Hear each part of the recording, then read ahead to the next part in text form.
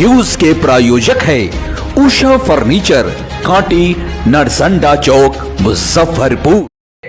खोज के कवि, विद्रोह के कवि, जन कवि और राग के कवि दिनकर जी की जयंती है।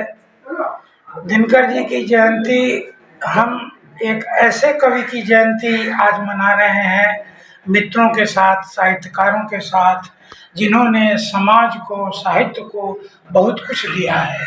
उनकी 60 किताबें प्रकाशित हैं।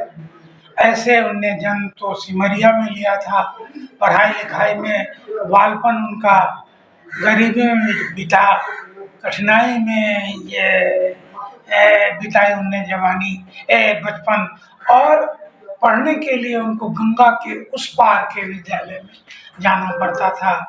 उस पार के विद्यालय में नदी पार करके जाते थे।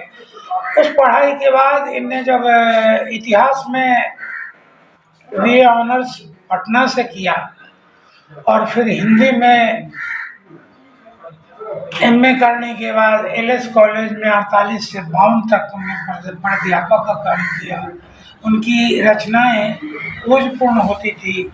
उनकी रचनाओं में इतना गांभीर्य होता था कि लोग उसको ऐसे, उनकी रचनाएं जनश्रुति, सामान्य जन के लिए, जैसे उन्होंने कहा कि जब नाश मनुष्य पर छाता है, पहले विवेक मर जाता है। उनने कहा क्या सुनूं सिंधु में गर्जन तुम्हारा, स्वयं जुग धर्म का हुंकार हूं मैं।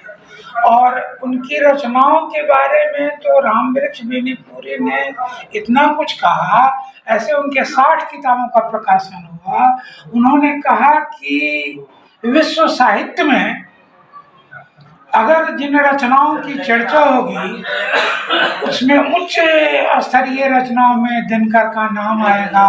और उन्होंने उन पंक्तियों को दोहराया कि उनकी रचना स्वानों को मिलता दूध वस्त्र, भूखे बालक अकुलाते हैं, माँ की हड्डी से चिपक ठिठुर जारे की रात बिताते हैं, पापी महलों का अहंकार देता है मुझको आमंत्रण। इसके बीच में भी 2 पंक्ति है। युवती का लज्जा में जब ब्याज चुकाए जाते हैं, मालिक जब तेल फुलेलों पर पानी सा तक बहाते हैं, पापी महलों का अहंकार देता है मुझमें आमंत्रण, देता है मुझको आमंत्रण। ऐसे उनने अनेक रचनाएं लिखी।